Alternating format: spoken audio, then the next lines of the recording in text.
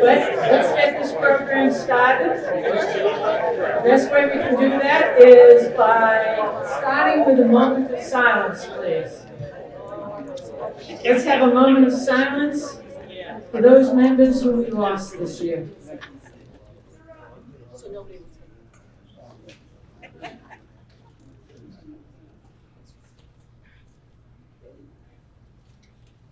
Thank you. Just for your information, this meeting is being recorded. I would like to start with our introduction of our speakers. Now, our speakers today represent two directions of Polaroid. Mac, who led the company from 1985 to 1995, obviously had a history before that, was there during the creation of the vision that we call Polaroid. Chris Bodanos has written a history of Polaroid, but is also going to address Polaroid as it goes into the future. I obviously am looking forward to both aspects, learning about from whence I came and where my energies are still going. So I think we're in for a very exciting presentation. I'd like to start by thanking the Direct Federal Credit Union for their support of our luncheons, for their support of the Polaroid Retirees Association.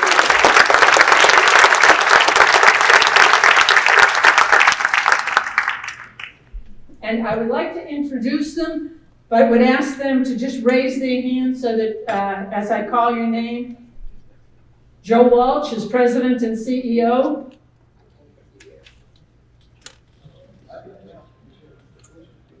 Michael Ferrer, Senior Vice President, Chief Member Officer.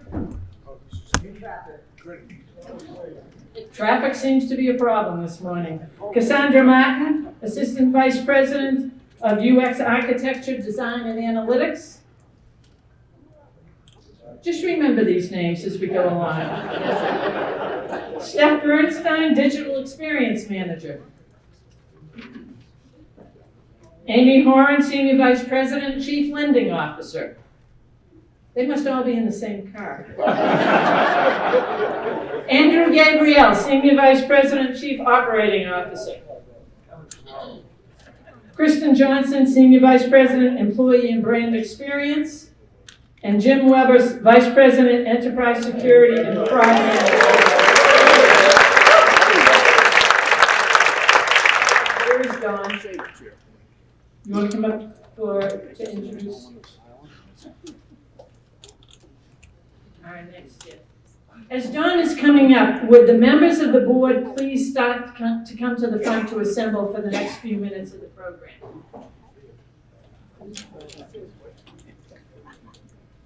Thanks, Bob.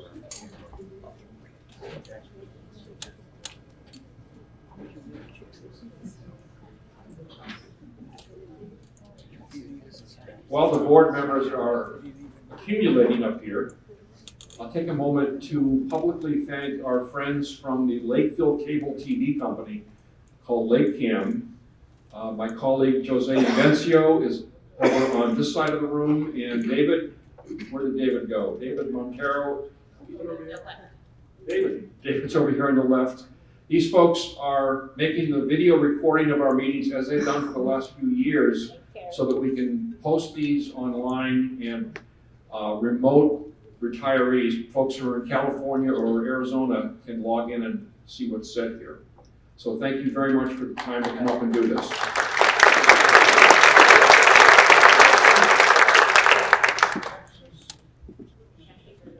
Oh, yes. And I also want to acknowledge Kathy McMiniman. Kathy is here with us this morning. Kathy is, Kathy's late husband was an employee, Jerry Scholes, if I believe I have that right. And Kathy is now a city councilor in the city of Waltham and is working closely with us on a project to establish a memorial, a Polaroid memorial at 1265 Main Street. Much as Eric did in years past with the memorial at Osborne Street, we want to do something similar, not identical, but similar at 1265. I won't take your time with it now, but I will be hoping that we can put something in the newsletter and talk about it at our follow-up reunion in the fall. because I'll be looking for some folks to work on the project with us. Thank you.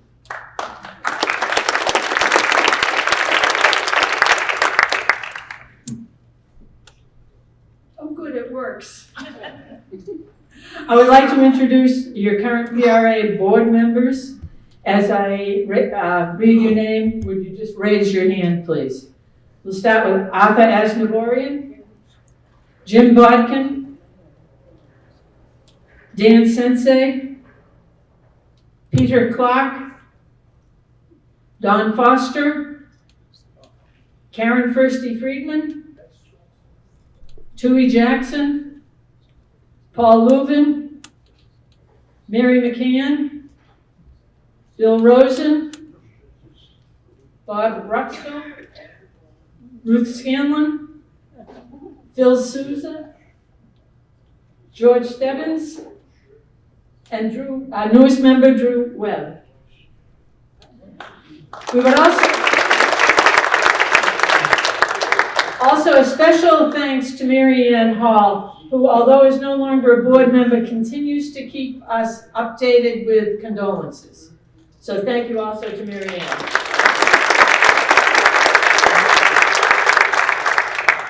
This year, there are 3 members of the board who are retiring, and we would like to recognize them for all that they have contributed. We have a gift, and Bill Rosen.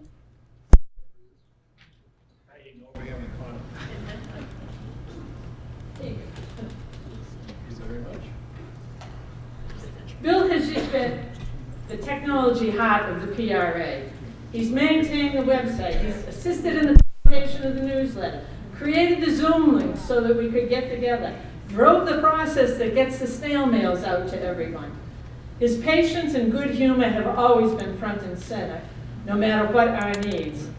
He never refused a request unless it was physically impossible. He often shared thoughtful comments and humorous observations. Like many Polaroid people, Bill often saw the need and volunteered to handle something before many of us knew there was a difficulty. And you knew from the newsletter that it has taken a handful of people to replace everything that he has done. Bill, we wish you the best in your future endeavors. Thank you. Thank you.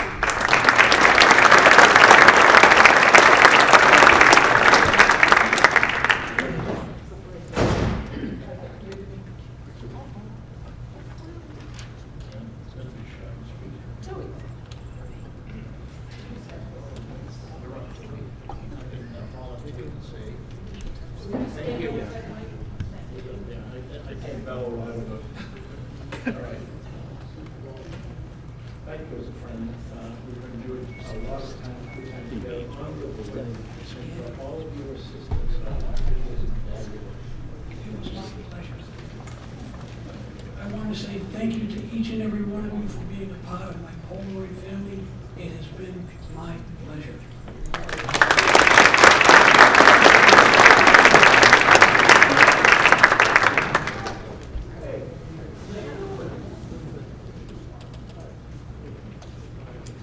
Well, our board member, Arthur Asnavorian, is leaving us after 10 years of service. And if you know anything about our board, that's 120 board meetings. And if you know anything about our meetings, you would understand what a selfless act Arthur has done. Arthur has been our first vice president, our second vice president, our parliamentarian. He served on our audit committee, and he's kind of the SJC of our organization. Whenever we have a constitutional crisis, Arthur is there to straighten us out. So I don't know what's going to happen after he leaves. Probably have some tyranny going on. But anyway, Arthur, on behalf of the PRA, I'm going to wish you the best in your retirement. And if you'd like to come back and be in our meetings, we're happy to make a Zoom window for you. Okay. Thank you, Arthur.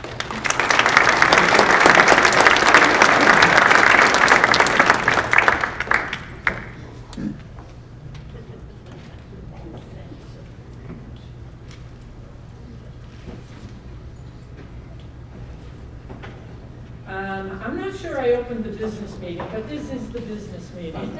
And we will.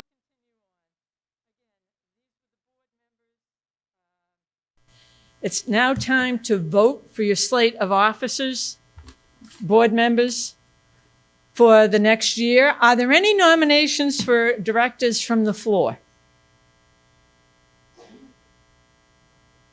There are so many hands raised, I don't know who to call on first. All right, and you can self-nominate. If after this meeting, someone feels that they want to join this neat group of people, you can always contact us. Now,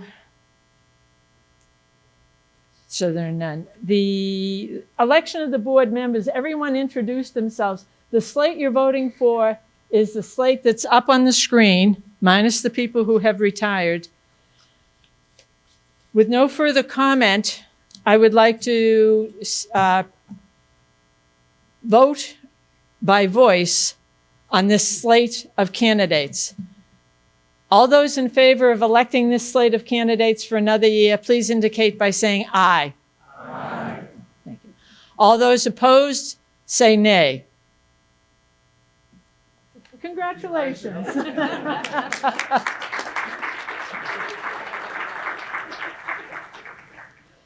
You also have had the minutes from last year's annual meeting on the table. Would someone make a motion to vote to approve those minutes? Would someone second? Thank you. All those in favor of accepting the minutes as proposed indicate by saying aye. Aye. All those opposed say nay. The minutes are accepted. The audit report?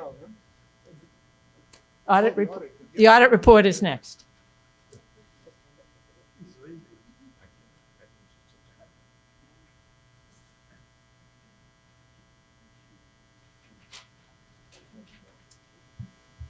Okay, the audit committee consists of myself and Arthur Asnavorian. And in accordance with the requirements of our Constitution, the audit committee, comprised of Arthur and myself, conducted an audit of PRA's financial activities for 2024. Scope of the audit covered deposits, operating expenses, bank accounts, trust interest, and record-keeping procedures. And we are happy to report that the books are in good order, and we certify that the PRA is solvent for fiscal year 2024. Now, I just want to say one more thing. Auditing these books, you get to realize the work that Bob Ruxtell does in just keeping these things together and recording and depositing the checks and cutting checks and paying expenses and things like that. It's a selfless job, and he just does it with panache. So I just wanted to thank you, Bob, for all your work. That's it.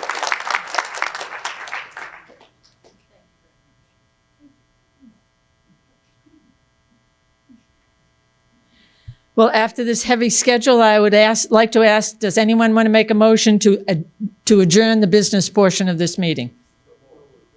Does anyone want to second it? All those in favor say aye.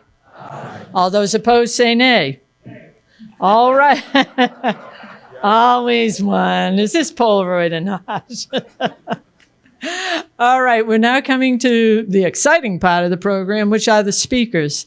And John, are you introducing Mac? Oh, thank you. Bob, do you want to introduce? Okay. You need notes?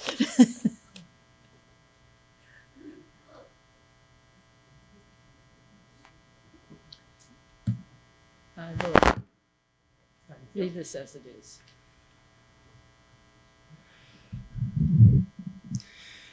Let's see. Good morning to all of you. My name is Bob Ruxtell, and as Ruthie has already done, I am the treasurer of the PRA and also chair of the membership committee. I'd like to introduce a couple of individuals this morning. Mrs. Mac Booth, who where did she go? Oh, better known to many of you as Dion Lathrop, and her husband, without mention, Mac Booth. Thank you for being with us.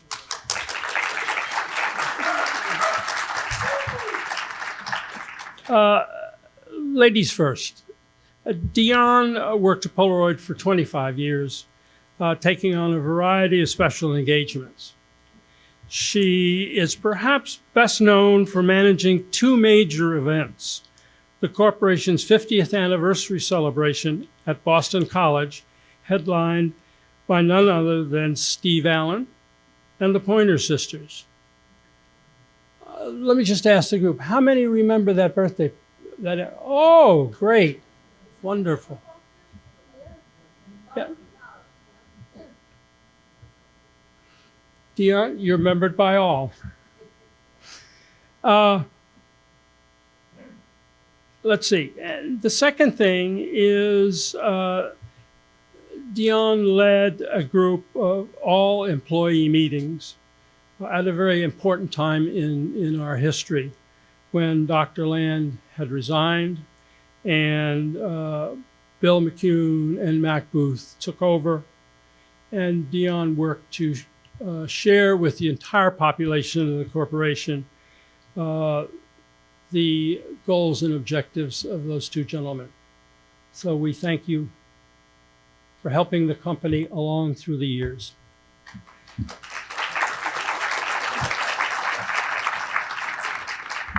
Now on to Mac. Mac joined Polaroid in 1958. I first met him in 1962 when I began working in W2 in the roll film assembly operation.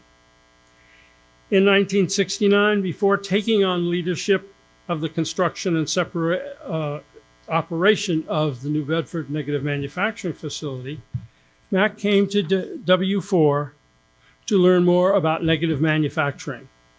It was there that I had the opportunity to work more closely with him.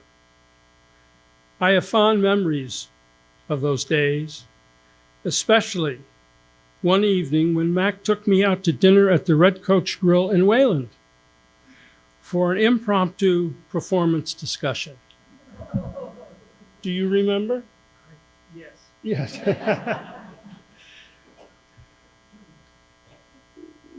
Mac transitioned quickly from W4 to New Bedford.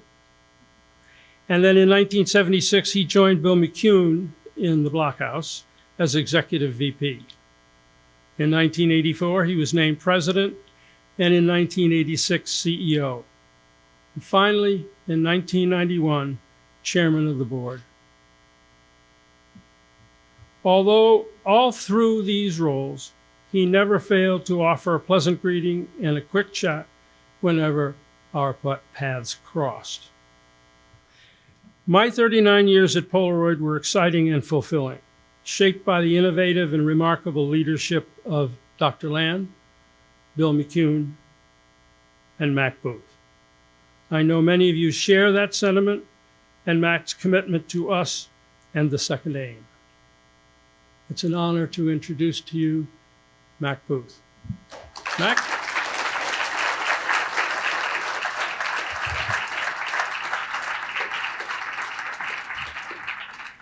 I had to bend over to get that glass, and I didn't know if I was going to get up or not, but anyway. Well, thanks, Robert. We do go back a long ways. I do remember those days, and thank you for your kind words. To say the least, it's a pleasure to be here. I was planning to be here last year, and the gallbladder got in the way, and so I wasn't able to make it, but we are here today. I'm here with Dion, and it's a super pleasure. Yikes. Okay. To be with, I wonder if that's telling me something. But anyway, to be with my family. You heard some people talk about family here. Just throw that word out loosely. And it is a pleasure to be with a family like Polaroid. It was a family to me, and it still is. So it's great to be here with my family. And that's, it's a little choky, but I'm happy to be here, really happy to be here. I want to thank Bob for introducing me. I get confused sometimes about those dates, and so I won't forget it before I leave. So, in preparation for this, I was trying to look back and get that feeling that I get every time I was associated with Polaroid. And I called it the aura of Polaroid. It permeates all of us. And so I thought I'd better look up what Webster said that word meant.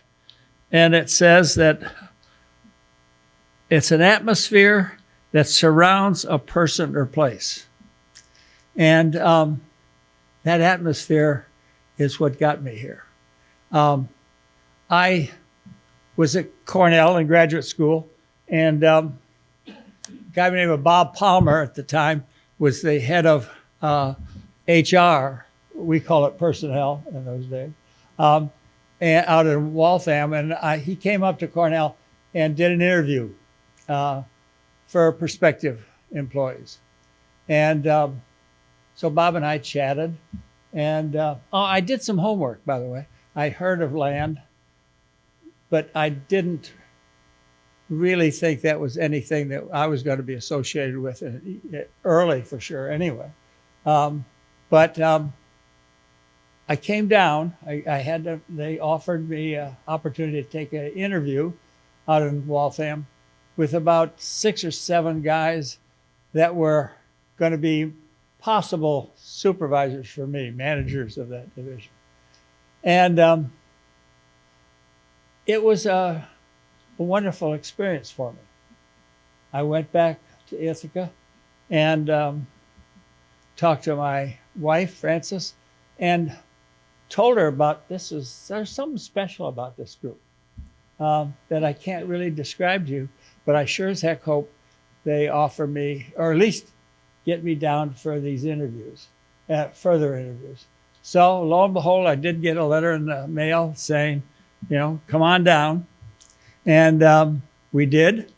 And the first day, I started on July 1st, 1958. The first day, or maybe it was the second, Dr. Land had those annual all company meetings. I don't know how many of you went to those meetings? Oh, wow. Okay, you're all a bunch of old duffers.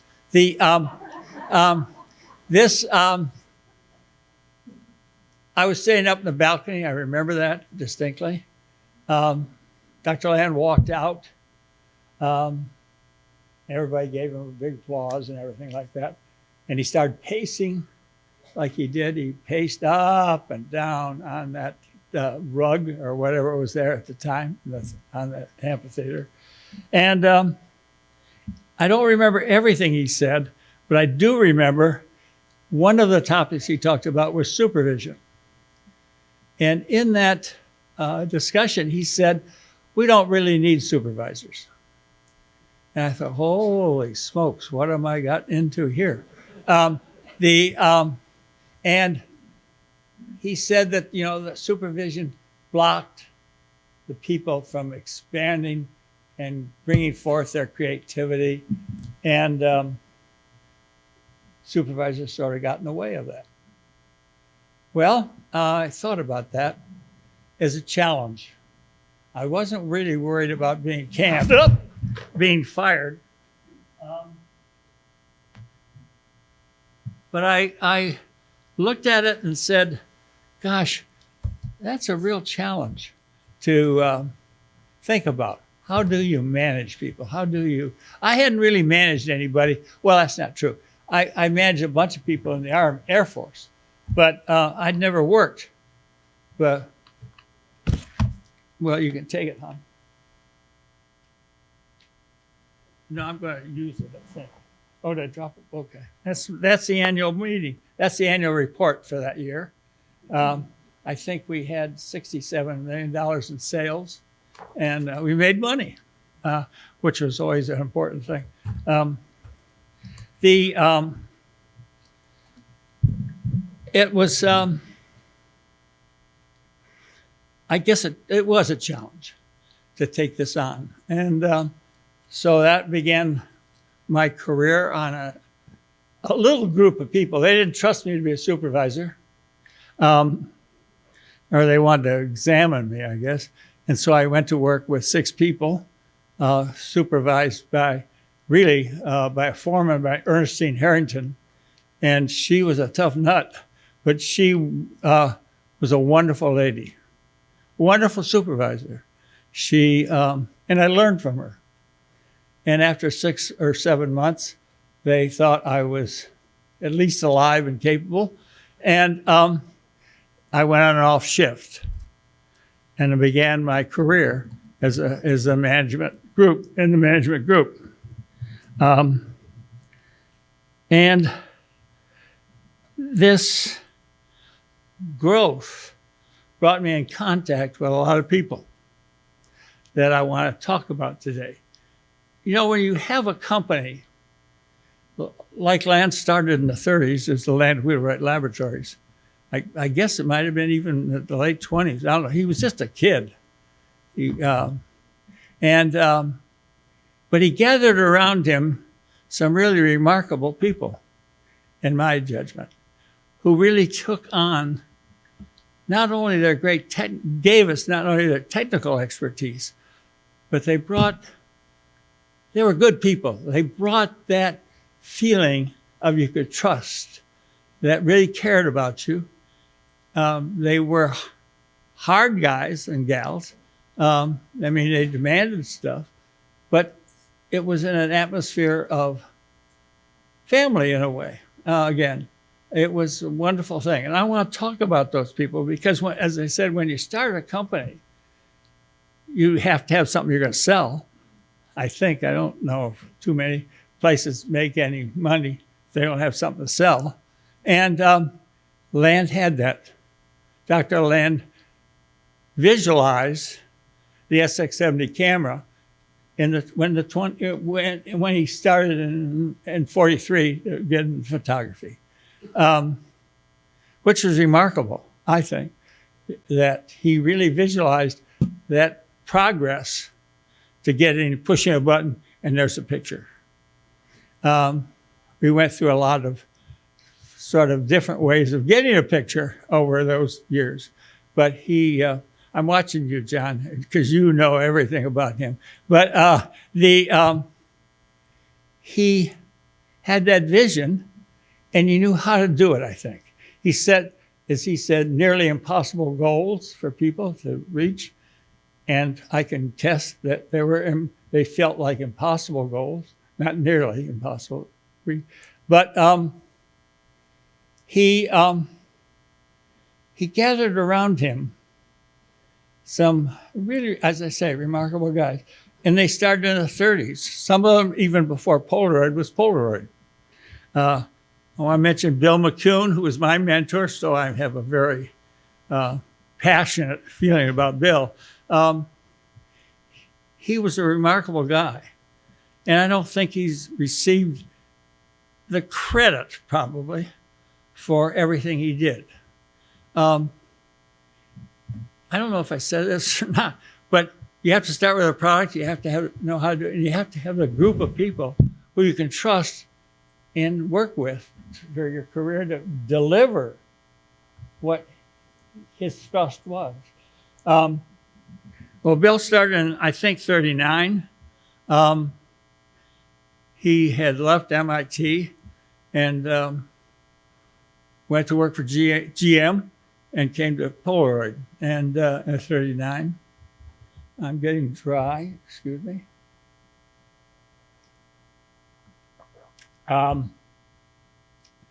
And he was as I say, a remarkable guy. He really was a backup to Land in many ways. Land had great visions of products, and sometimes those products were introduced to the public maybe a little prematurely. And guys like Bill and Bill in particular, was the backstop. And he did the engineering and the got those things rolling. The SX70 camera came out, and it was a very stressful time to get the quality that we wanted out of that product. And Bill was right there like he had been for the one step in previous cameras. I mean, he was really a remarkable guy. And he had not only great engineering skills, but he had a real heart for the company. Quietly, I mean, he was not the originator, I don't think, of Inner City, but he was a strong supporter of it. And I can remember conversations with him about the importance of it. Bill was really quite a character, quite a great guy. He lived to be 102, by the way. I hope that's in the genes or something of the job. I don't know. But anyway, at times I'm not so sure. But anyway, there was a guy by the name of Dick Kriebel, who was in the 30s. It was before Polaroid started. Remarkable guy, little short guy. And he really was the author of the first and second aims of the company. I think Land painted the big picture, but Dick put it together as the first and second aim. He was, as I say, a very gentle but very brilliant guy. Charlie McCullough was in the engineering, the patent world. And I got to know Charlie very well. We had offices next to each other, and Charlie liked to chat about the old times. And I should have brought that clock up here with an alarm so it'll tell me to shut up. But anyway, I'm looking at you, so you got to tell me to. Okay. Charlie was the patent lawyer that defended Land's patent, earliest patent on polarizer sheet. There were two other people who had put patents in on that, but Charlie took that case and won it. And he was a brilliant lawyer, brilliant patent lawyer, but he had a heart as big as this room. And when I knew him, when he was in the general management part of the company, you could feel the feelings that Charlie had about all of us. He looked out for us. He was the go-between between the management and the employees committee. And he served, when Dave Skinner left, he served that role and did it for many years.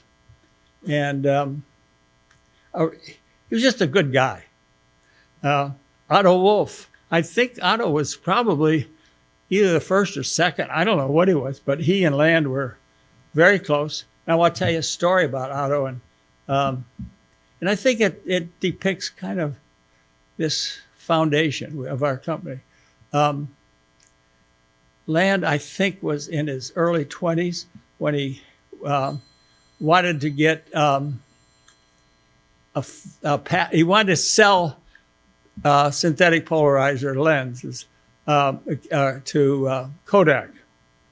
And he and Otto drove up to Rochester. This is Land talking now, not me. They drove up to Rochester in one of Dr. Land's Buick convertibles. And they slept out in a field overnight because they didn't have the money to get a hotel room, I guess. And got up the next morning and got dressed up at a gas station probably or something, and went over to Kodak and sold them on the idea of buying polarizer lenses.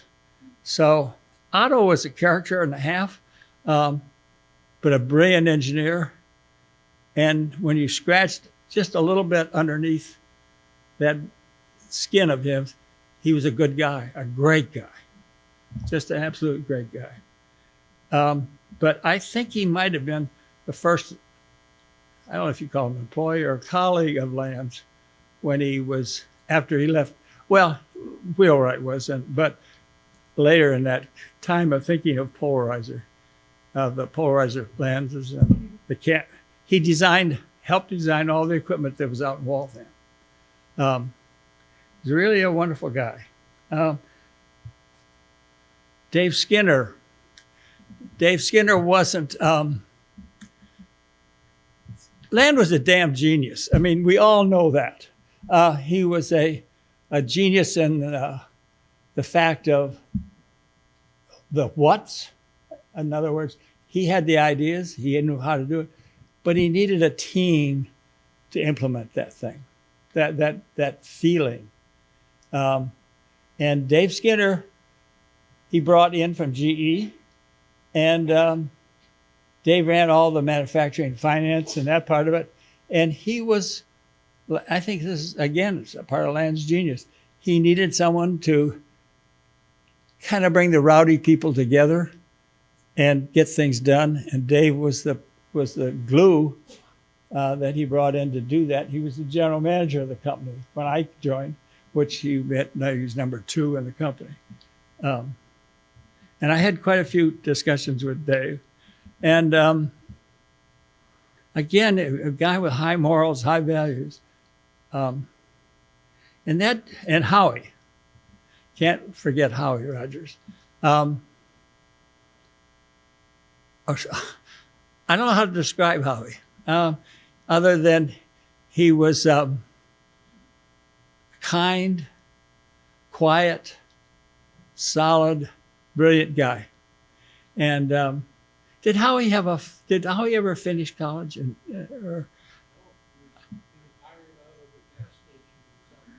Okay, he was hired out of a gas station in South Florida. But he was a genius in its own way. He really was, in the whole color world, especially. His patents were the ones that really defeated Kodak. But again, a lovable guy, quiet, but set a high standard of values in my judgment, from my dealings with him. And of course, there was Dr. Land. I got to make sure I clear a little bit. I didn't really know Dr. Land until I got down to Waltham. Down to Cambridge. I had a few experiences with him. We were out, well, actually about 2 years of experiences, but I spent a lot of nights having lunch and dinner, I should say, with Stan Bloom and myself and Nick Hedgekarikides. And they didn't get over easily, they got over easily about 9:30 or 10. And I did that for about 2 years when I was running sort of between Dr. Land and Bill, and doing experiments on trying to improve the color film. Actually, one of those times I did know Land earlier was when, well, 2 times. I went to, in on a Saturday, of course, everything seemed to be on Saturdays, to the garden, Mount Auburn Cemetery, and the public garden, to take pictures with Maroy Morse. So I did have that experience with him, but that was about all until the late 70s and or early 70s. Went before he retired, and I did. But anyway,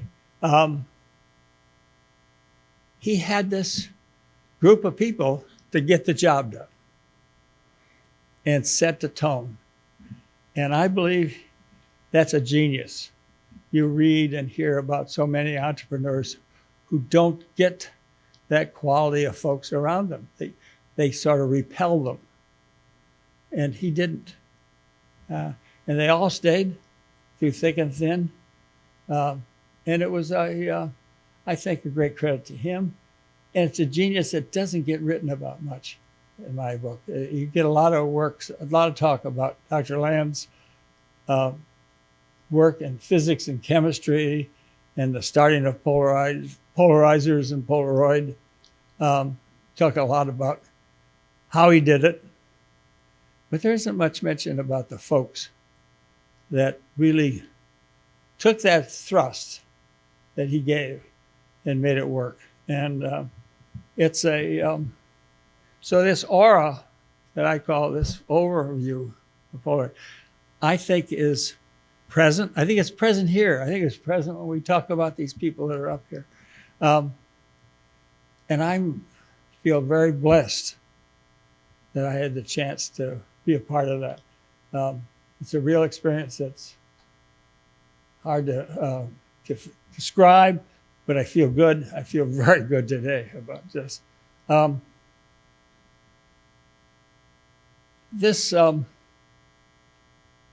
A practical way of describing this aura was, you remember in the 78 snowstorm, I don't know if you all remember that or not, but that was a corker. We had a lot of employees on their own bring shovels in to shovel out the sidewalks and the parking lots. That is something special. No one asked them to come. They just came and grabbed shovel. When I was out in Waltham, this was. And I'm sure it was true around the company. But I think that's part of that aura that I'm trying to describe. That's really, I think, quite unique and quite wonderful. When we were having the takeover attempt by Gold and Disney, one of the directors, real good guy, thoughtful, real good guy, came up to me and said, "Why are you getting so excited and caring so much? It's just a business deal. Come on, just get with it." And I said, "Well, it's more than that. It was somebody that was going to tear up the company, and the only people who were going to benefit from that were the terrors. They were going to tear it up." And so it was, for me, a family that I wanted to hold together and get away from Mr. Gold and Mr. Disney. And we were successful through some very good work with a lot of people.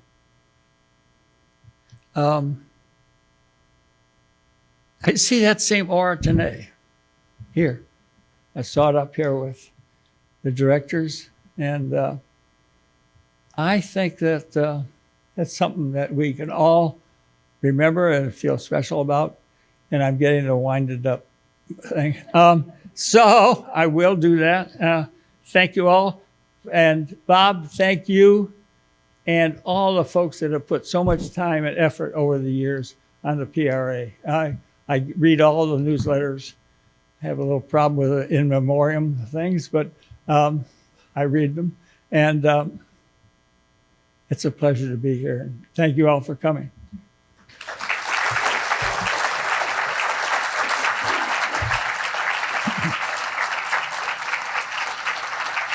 Wow, wow, wow.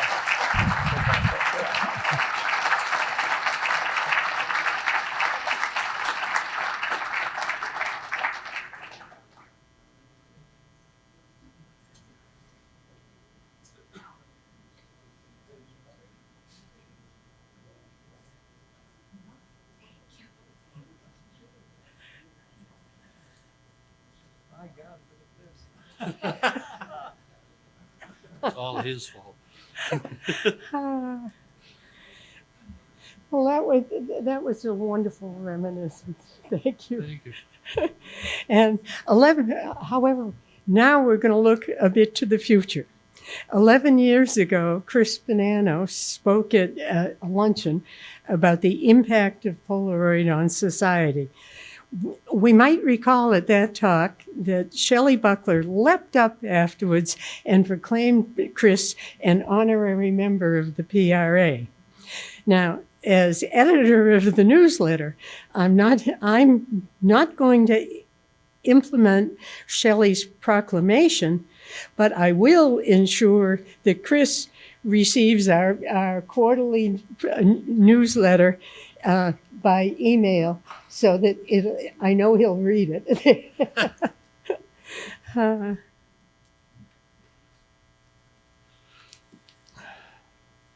Chris studied history of science at Johns Hopkins. His interest in both science and history has led him to become a preeminent biographer of current America. His books and his New York Magazine articles and his website, www.polarland.net, all intertwine interesting historical stories with thoughtful social analysis. Take his first book. It weaves three different threads together. First, the history of Polaroid technology. Second, the people who changed from making World War II optics into instant prints.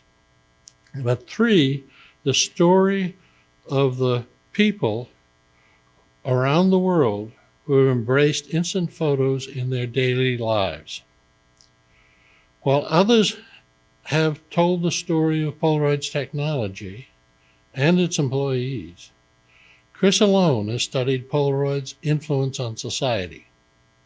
His second book, wYAW, recently won the National Book Critics Circle Award in biography for Flash, the making of wYAW the famous.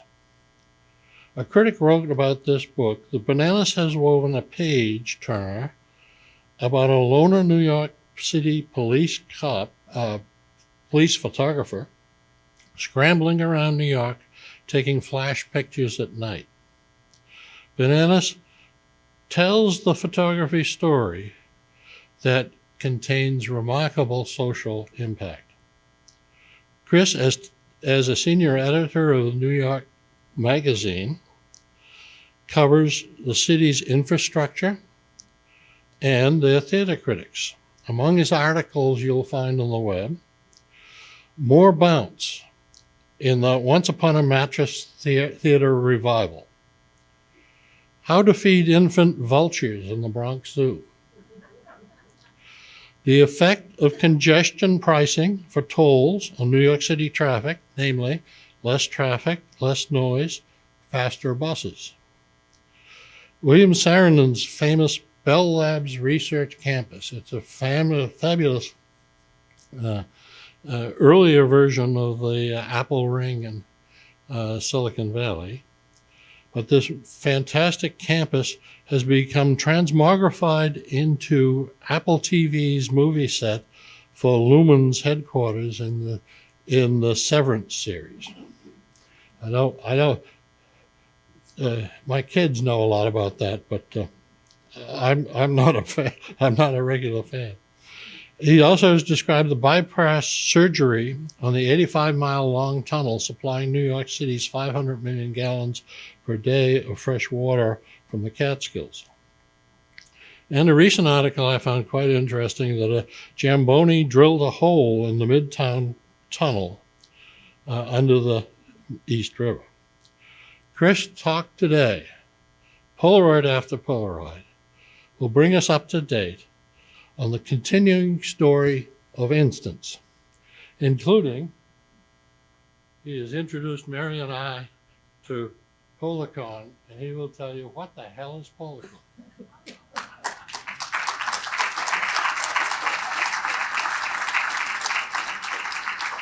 Oh my gosh, thank you all. John's been Googling me, clearly. I'm going to switch off laptops and let's see if this works on the first try. Big if true.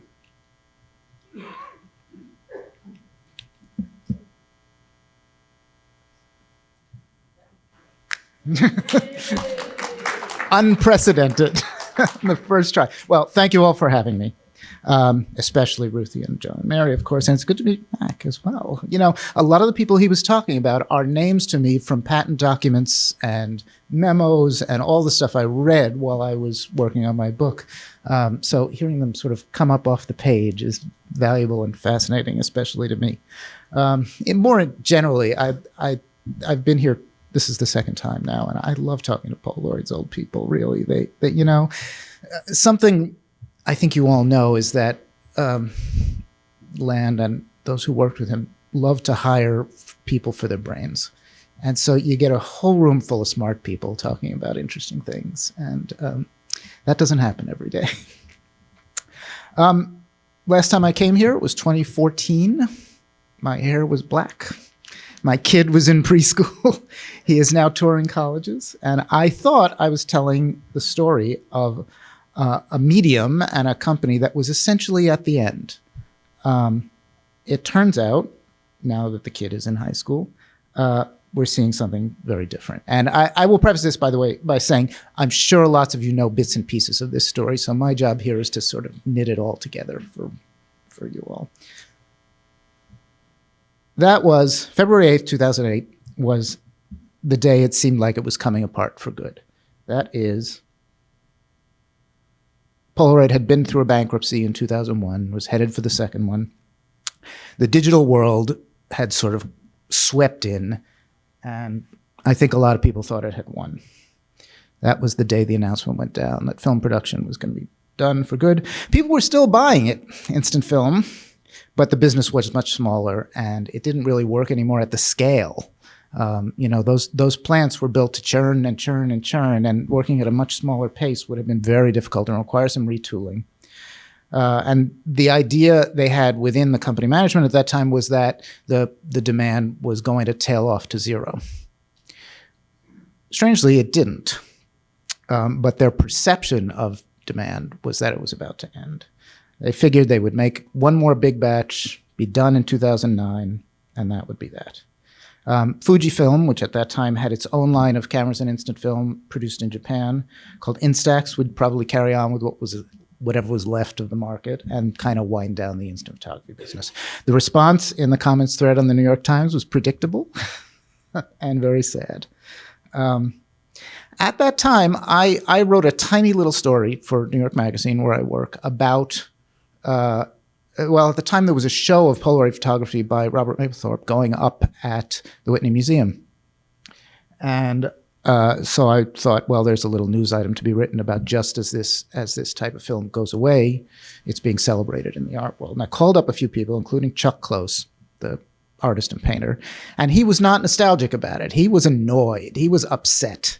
And I thought, well, that's interesting, And ultimately, that conversation was the tiny germ that led to my writing an entire book, because he suggested that this didn't have to happen.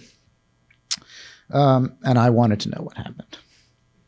Well, what happened, I think you all, yes, do you want to take a moment to boo? You can.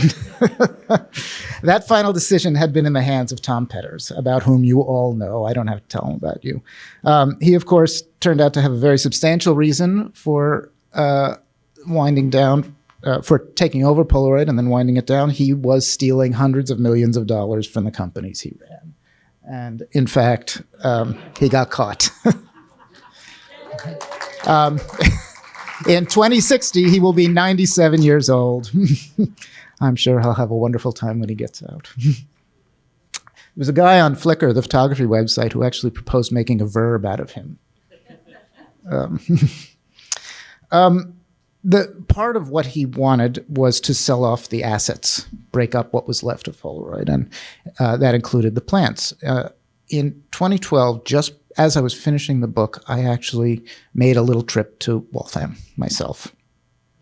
And I must say it had been closed by then for, I think, 4 or 5 years. And I must tell you, I am not a rule breaker in my life. I'm a total ninny that way. I hopped the fence and broke in. And saw, the wreckage of what was left inside. It had mostly been stripped, but I did find on the floor, you'll see on the right there, an enormous wrecked Polaroid museum replica that had been framed in some hallway or office somewhere, and was now, if it were a little smaller, I might have tried to stuff it in my car and take it home, but it was, first of all, it was 6 feet long. And second, it was too fragile. If you touched it, the emulsion was all blistered. It had gotten wet, so didn't make it. So the wind down, of course, as many of you know, involved selling off the assets, and the very last plant to go was the one in Enschede in the Netherlands. And I'm sure some of you have followed this story. The day it was closing down, there's this guy named Florian Kaps, an entomologist and entrepreneur who had been distributing Polaroid film in Europe. And he went to the closing ceremony and fell into conversation with Andre Bosman, who was the plant manager there. And they went out for a beer afterward, and they were sort of bemoaning, this didn't have to happen, this is so sad, you know. And what Andre told Florian was that they hadn't actually demolished the machinery yet. It was supposed to go, this was a Friday, and it was supposed to start on Monday. And as Dr. Kaps says, we stopped drinking beer and started talking. And over that weekend, they managed to wrangle some financing and throw themselves in front of the bulldozers for all practical purposes. And they made a pitch to Polaroid's management then and somehow persuaded them to lease the contents of the building.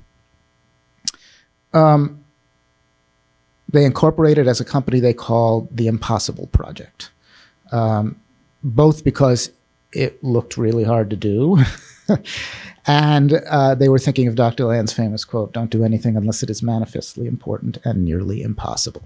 And it turns out it was even harder than they thought. They had about a year's worth of film to sell so they could have a little income stream, and so they had a year to get the plant going with no supply lines, no ingredients, no employees. A certain amount of the chemistry had been grandfathered in, and once they had stopped production of those ingredients, the EU wouldn't let them be started up again because the rules are tighter now. You all know how hard it was to make film that was reliable and stable. I'm sure some of you, that was your very specific job. The efforts you paid to quality control, you threw away a lot of batches that didn't come out right. They couldn't do that. They had to sell whatever they made. And I have to say, their first film arrived in 2010, and it was awful. That black and white is really how it looked. For one thing, they didn't have the opacifier right. And what that meant was, as the frame ejected from the camera, they advised you to take the cardboard box the film pack had come in, tape it to the front of your camera, and shoot into it to catch it in order to shield it from light. This was not very convenient. Walk around with your camera with a box flapping on the front. In the wind, you could not do it at all. Indoors, the exposure times were all over the place. It was also extremely temperature sensitive. If it was below 50 or above 70, you were sunk. It wouldn't process at all, or your color would go weird or whatever. They started selling these little gel packs that you could keep it at the right temperature with. They told you to slash the pod after you took your picture because it was also unstable. And if you didn't get the humidity out, the photograph would crystallize. The color came along the next year, and well, you can see what it looked like. It could be better. But this was the beginning of something. You may remember that the very first Polaroid film in 1948 was a little brown and a little touchy, and it got better. And they sort of, in a metaphorical way, retraced that passage. And within a few years, Impossible film started to look a lot better. This is, by the way, the kid I mentioned earlier. You can watch him grow up because I've been shooting him since he was born on this stuff. Impossible also introduced a camera called the i1. It's weird looking, isn't it? The flash is around the lens. It was okay. It was strange in the hand, a little too wide to hold comfortably, and the exposure controls were on an app on your phone, so you had to do this to kind of do anything manually. As I said, it was, and the battery was a disaster. They did not put the battery in the film pack like you guys. They had a separate battery that was permanent and installed and did not work very well at all.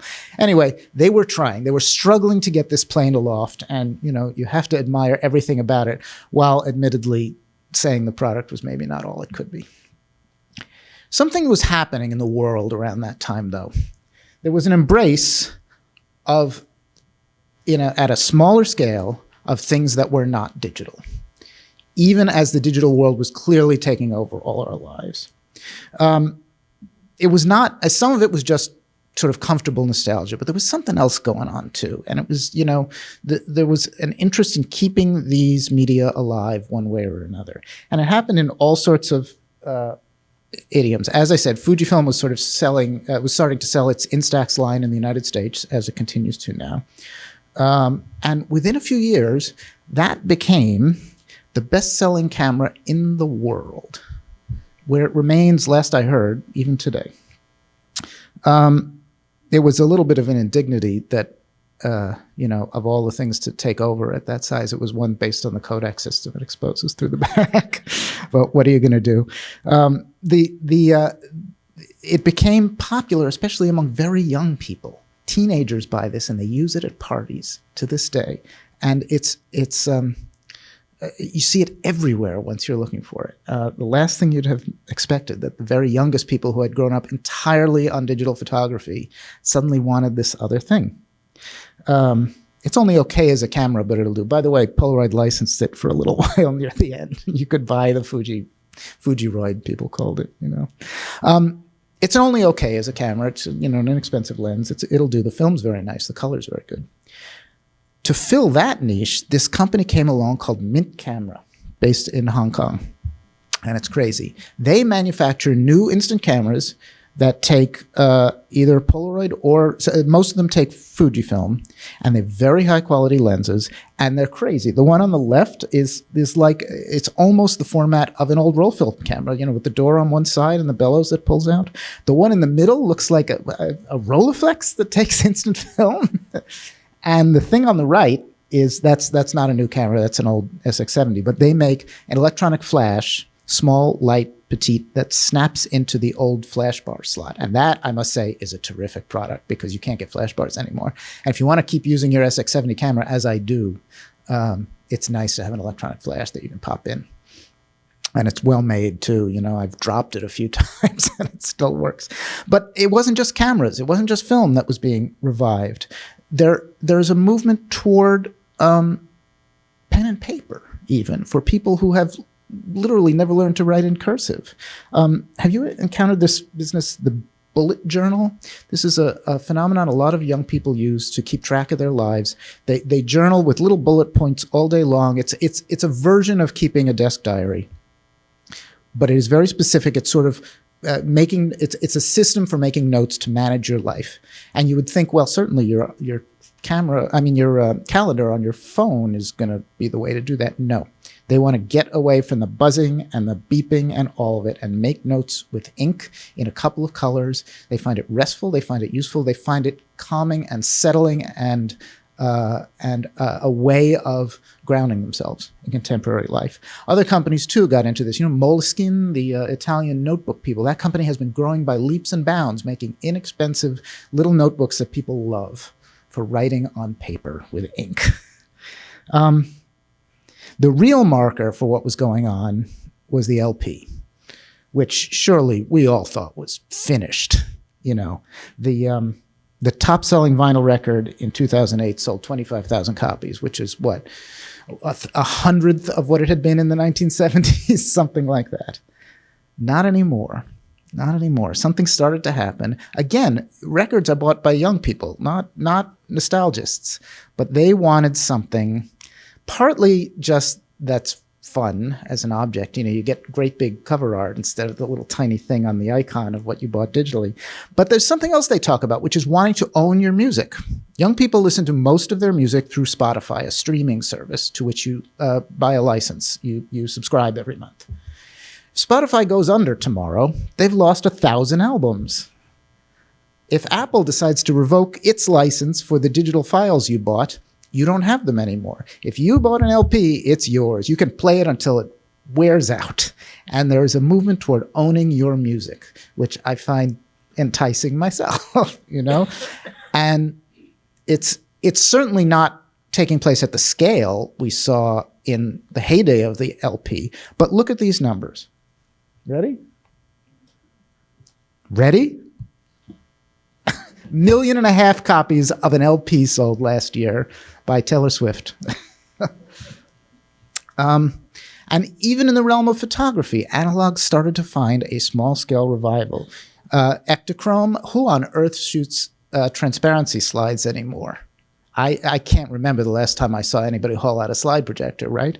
Well, the answer is that, and that's why they discontinued Ektachrome film, right? It's back. And one of the hottest shows on television, Euphoria on HBO, they shot an entire season on Ektachrome movie film, 35 millimeter format. Why? This is a show about kids.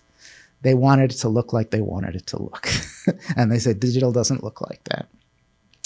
There are even artists who have embraced film that is not, they're not going for it as this is, for its depth and beauty. They're going for its rottenness. I will explain. This is a photographer named Susan McCullough. She's an artist working in Wexington, Massachusetts. Lives in Northampton, I think. And she works on Polaroid film that is 10 years past its expiration date. That's her choice of idiom. And what she shoots is sort of like ruined industrial sites and sort of like tragedies of Americana, if you like. And so this sort of like poisonous green, poisonous brown, a horrible polluted color scheme is exactly what she's going for. She wants the thing that you all worked so hard not to do. She craves it. And, you know, that sort of fumed poison look, it took me a while to get my head in the space where I love this stuff, and I did, finally. I got it eventually. I've spent some time with books of her photographs, and it's just wonderful.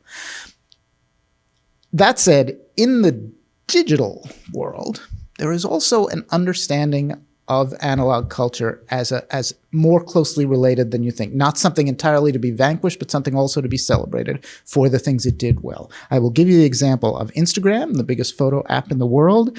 That was their icon when they launched. You may recognize it. And I will say that even in the contemporary one, which is when they introduced in 2016, that rainbow color palette is a descendant, you know, of the stripe.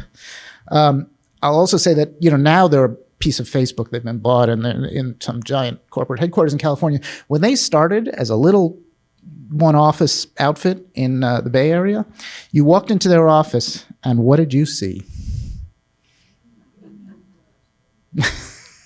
They knew. They were thinking about it. There's also a whole world, if you go on a craft site like Etsy, of what I think of as Pola kitsch. And this stuff will just, you've seen some of this, I have no doubt, but it makes me laugh every time. The one on the upper left is a Lego one-step that you can assemble from a kit. It doesn't work as a camera, it's just an object. And if you look at the photo, it's ejecting, it's a little tiny Lego Dr. Land.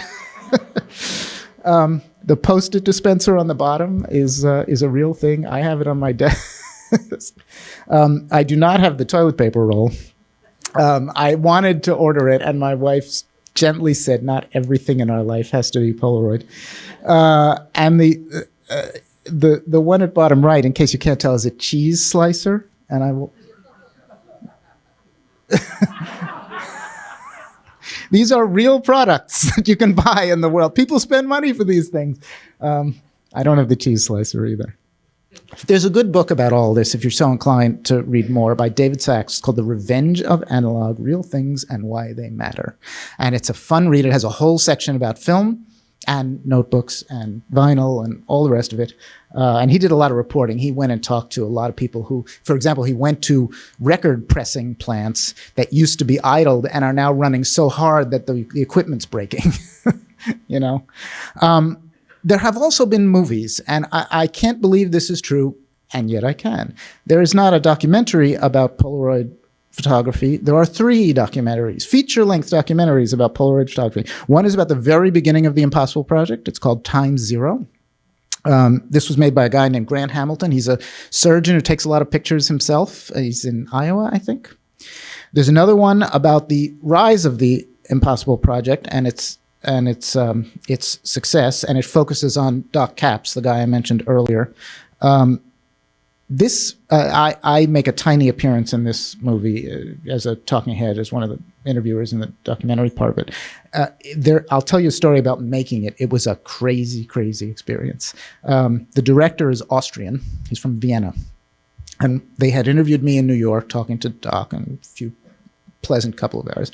And I get a call about 6 months, a year later, and the director says, we want a final scene where everybody involved in the movie is at a big dinner in Vienna. Can you get on a plane? Yes. So I go and I meet them, and we all get on a bus and we go up into the Austrian Alps to a hotel that has been closed for 40 years. They've reopened for one night in this ballroom bigger than this. It's lit by about 1,000 candles, and the director explains that they are shooting this documentary on 35 millimeter film because it's about film, lit entirely by candlelight, no movie lights. I don't know how. And they have a track set up over the long banquet table. So there is a long tracking shot at passing all of us going up to the end, surrounded by candles, where there is an orchestra and a jazz singer performing. And the whole thing is being recorded not only on 35 millimeter film, but also on a shellac disc. They went nuts for analog on this project. And it's a pretty entertaining movie. If you think, how on earth did you know? The third documentary is called Instant Dreams. It's made by a guy from Rotterdam named Willem Baptist. And he wanted to talk about Polaroid enthusiasts. And it centers on 4 principal characters. One is Stephen Hirschen, who some of you may know as a scientist who worked here. He's now in Enschede helping them improve their film. He goes back and forth, but he's there most of the time. The second character is a Japanese teenager who shoots a lot of Instax.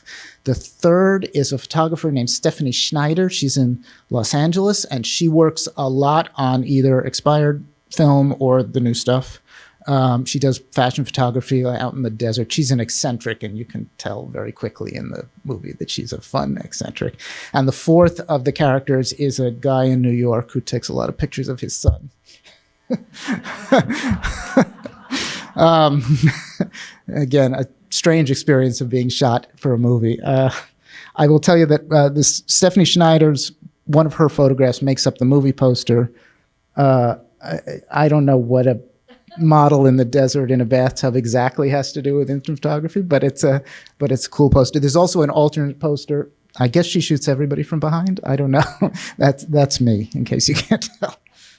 There's also a horror movie. Anybody come across this horror movie? Came out in 2019. It kind of bombed. I will admit, it got trapped. It was a Weinstein Company production, and when the Weinstein Company melted down, it was stuck. It had no distributor. It had no, so they eventually got it out with someone else. I will say, however, that the tagline on the right-hand version of the poster: "Beware this camera. Once you take it, it takes you." It's true.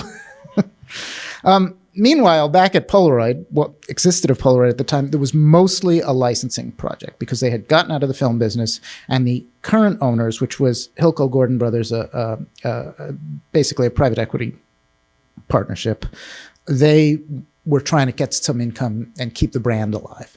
So they made a lot of TVs. For example, you've all encountered Polaroid TVs. I imagine it was practically the house brand at some place like Target for a while. They made some electronics. You remember that nice little zinc printer? They licensed zinc back to Polaroid. And they got in a business with this company called Polaroid Photobar. That it was not a terrible idea, but it was a strange one. Photobar was supposed to, they had physical stores around the country, and you were supposed to go in with your memory stick, or your phone, and walk out 15 minutes later with a framed, printed, high quality picture. Not a terrible idea. They couldn't quite find an audience. They opened a bunch of stores, including one that I must tell you about, a giant one in Las Vegas on the Strip. And I bring this up because it was 2 stories, giant store. The bottom story was for their business. They sold cameras and did this printing operation, The second floor, they declared the Polaroid Museum. Huge exhibit of camera history. They had a wax Andy Warhol you could take your selfie with. They had a timeline of every camera. They had a giant, they even had a chair from Dr. Land's office on a little pedestal, like a throne. It was absurd, and it was very glitzy. I went to the opening, and all these sort of like B-list Vegas celebrities were there. It was strange. Elko, you would have died. All the old people who were sort of tasked in the the grand days of keeping Polaroid's image smart and elegant, would not have gone for this. Ted Voss would have drowned himself if he'd visited. Nonetheless, it was a celebration, albeit a weird one, of this medium. All that licensing did have one notable outcome, which was that the Impossible Project was able to license the Polaroid name eventually. I think they had a deal where the film had to get to a certain quality standard before the owners of the Polaroid trademark would do it, but they did. And a couple of years later, Impossible products were renamed Polaroid Originals. By that time, Doc had moved on, and the guy in charge was named Oscar Smolakowski, and he's very young. His family business had acquired Impossible, and he, I think, understands this product and this idiom in a way some of his immediate predecessors did not, in that he is clear-eyed about what they do. He wants to make the film better and better, but he's also not romantic. They don't do a lot of side projects. He wanted to get a camera to market that was really usable, and he wanted the film to get better and better. Sustainable, even production and growth, rather than going off in wild directions. And to that end, in 2017, what did they bring back? The One Step became the One Step 2, and it's pretty good. It's inexpensive. They can sell it in retailers, in Target or Walmart or what have you. And in fact, you can buy one there today, or its successor. They've moved along a couple models since then. And finally, the name came full circle because Impossible, as I said, owned by Smolakowski's family, they bought the remains of Polaroid from Hilco Gordon Brothers. And it's now just Polaroid film again. That tiny startup running on nothing in Enschede had become Polaroid again. The minnow swallowed the whale.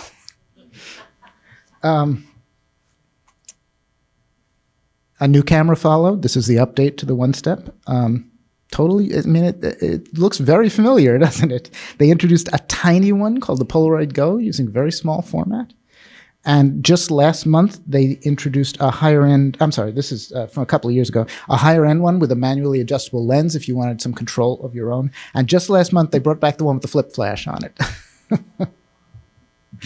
I want to tell you about another place that has embraced this, which is a retailer in Brooklyn, New York, in Bushwick, Brooklyn.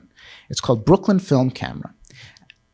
Essentially, a couple of young people saw this embrace of analog and went all in on it. And they opened this tiny little business. They started as a flea market kiosk, but they soon had a real store in 2015. This is a niche community, but it turns out to be a bigger niche than you might expect it. You might have expected. I want to show you how enthusiastic it is. That store opened 10 years ago this month. It's pretty. You will notice the old sign in the window. You go inside, and it has the vibe of an old photo shop, doesn't it? And you don't have those anymore. You don't see them. They're almost gone. They sell film. They sell accessories. They refurbish old Polaroid cameras and repair them. If you bring in yours, they'll fix it. And because they refurbish and offer a warranty, wait till you see the prices. Can you read them on there? 680 SLR is almost $1,000. People are paying it. They also, the Brooklyn Film Camera people also got involved with a group called Policon, which John and Mary mentioned. It started in Austin, Texas, I believe, as a convention where all sorts of enthusiasts could come and take pictures of one another and share notes and just embrace their own community and their enthusiasm. And they did it in Austin for a few years. Now there are spin-offs. There's one in the Bay Area. And 2023, they did it for the first time in New York City. I went last year. It's wild what you see. First of all, I have never seen so many Polaroid tattoos anywhere in my life. It's that sort of culture. But you also see these crazy camera modifications. This guy has a 1930s Graflex that has a back grafted on it to take Instax film. This guy has an even more elaborate version of that, and that lens is probably turn of the century, that big brass barrel lens, but turn of the 20th century. This guy's shooting with a Model 110? When was the last time you saw a Model 110 out in the wild, right? This guy is using the tiny new Polaroid Go. You'll notice he has an SX70 and a leather case around his neck also. He goes back and forth, I guess. My favorite moment, John already spoiled this, I suppose, was just I ran into them surrounded by the enthusiasm. I wish you could have been there just to see the enthusiasm amongst these very young people who were like, "You're there. You're really there." They had all but an altar of Dr. Land, a giant picture of him up. Some schmuck interviewed them on stage too. I will close out with a couple of little contemporary stories. In the back of that store in Brooklyn Film Camera, there is another Polaroid museum, but it is not a big glitzy Las Vegas thing. It's all heart. And it's from people who really care and are trying to keep this flame going. And it's very nice. There's an object in there that I just love. And when I was there last week for their 10th anniversary party, and I saw this, and literally I think the next day or 2 days later or something, Polaroid released its latest batch of SX70 film. They produce it a few times a year, and they had changed the box this time just for the one. They went right back to the stripes. They are now running machinery that's more than 50 years old. Enschede opened in 1972. And you did have to wonder if that stuff is aging. Well, it turns out that new Polaroid, this new form of Polaroid, is so successful that they have managed to, I guess they have the money now, because they're going to build a new factory in the next town over so that they have fresh machinery that runs reliably and consistently, and they can ramp up production. So they're going to, I think they're going to close down the Enschede plant and replace it with all new stuff. But what a wild thought that they can build a new instant film plant in 2026. I would never have thought it possible. Certainly not a dozen years ago when I was here talking about the tail end of everything. One other thing I want to tell you about, some of you may know this, I'm sure, because it's being promoted in Boston right now, but next week, The American Experience on PBS is airing an episode devoted to someone you may recognize. I make a small appearance in this one, but it's pretty good. I've seen it. I have to admit, I am slightly disappointed in the title, because I feel as though a whole lot of people in this room, in addition to him, have a lot to do with this story. But we'll take it. And I have here the trailer, if you'd like to see 90 seconds or 2 minutes worth of whatever it is. Oh, hang on. It was always with you. Take a wallet out of my pocket and perhaps open the wallet, press a button, close the wallet, and have the picture. It's one of the most instantly recognizable brands ever. I can't imagine a world without the Polaroid. It was truly revolutionary in the real sense of the word. A camera which you would use as often as your pencil or your eyeglasses. This camera made photography accessible and portable. That is groundbreaking. If we look at early photography, we had heavy equipment. You shot your film, put it in an envelope, and you mailed it off to be processed. The holy grail is to press the button, the camera does the rest. Photography will never again be the same after today. When Edwin Land started showing this camera, everybody went wild. Everyone is bitten by this desire to take pictures. Every significant invention must come to a world that is not prepared for it. He was a scientist first and a businessman second. He didn't really care about money. He was interested in innovation. Land was driven by technology. It wasn't about ethics, it was about the product. For him, the Polaroid camera is something that society needs, and he must deliver. Polaroid was the Apple computer of the 50s and 60s. Steve Jobs would tell you that Land was his idol in many, many ways. Not many people can see that something is significant until after it is done.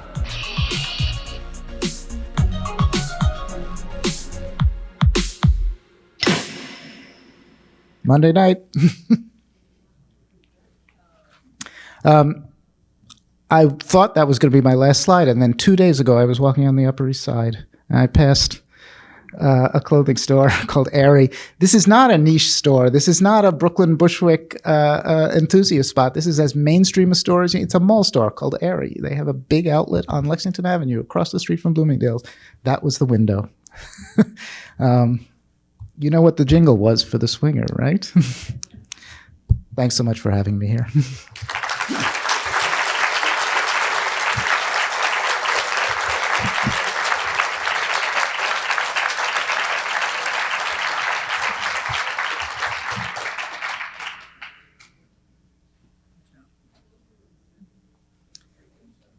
Do you need your laptop back? No. Okay. We'll wing it.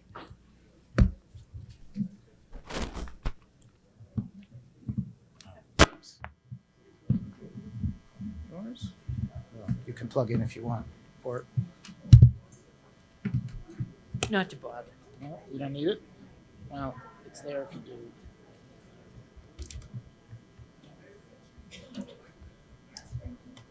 There you go.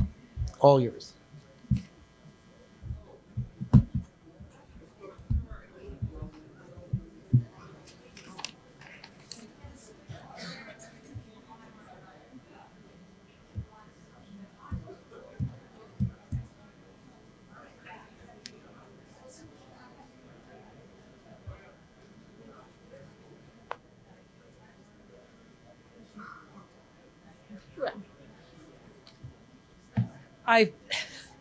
I'm sorry all this technical stuff gets in the way. My thank you very, very much to our two speakers today. For me, it brought back a lot of memories, a lot of the people that we worked with, a lot of the pride that we took in what we did. Just the joy of discovering simple things. What most impressed me about Polaroid was the second aim, that as a supervisor, I was rated on how well I helped the people who reported to me develop. Quick funny story. A person came in, and in the mornings they would go for arithmetic and math, and then they'd come to the lab for training in the afternoon. This particular person had never had any company experience, had been so she came, and I was trying to tell her how to cut a particular component in a reagent in half.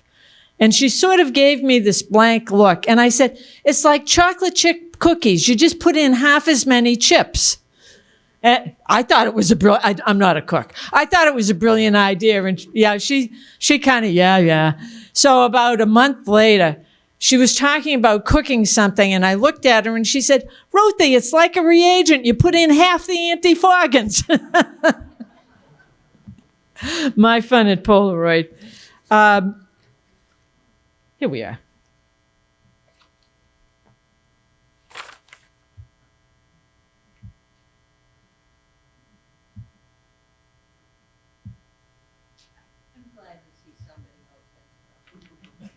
Oh, yeah, I'm delighted, too. Okay. My slide says what you don't see. It is time to socialize. I thank you all for being here. Some people didn't report in and register and get your tickets. Now would be the time to do it. And at this point, I don't know what happens next. Yes? You have a parking ticket. The one you got as you pulled in and took it out of the machine is not the one you want. You want the one that Dawn has been handing out. And Karen's holding it up right now. So if you don't have one of those, that means that you get out of here cost-free for parking. Is that correct? Okay, so be sure you have one of these tickets. Any other comments before we close down? The cash bar is open. My final words to a group of people I know will take advantage of that. Thank you all for being here.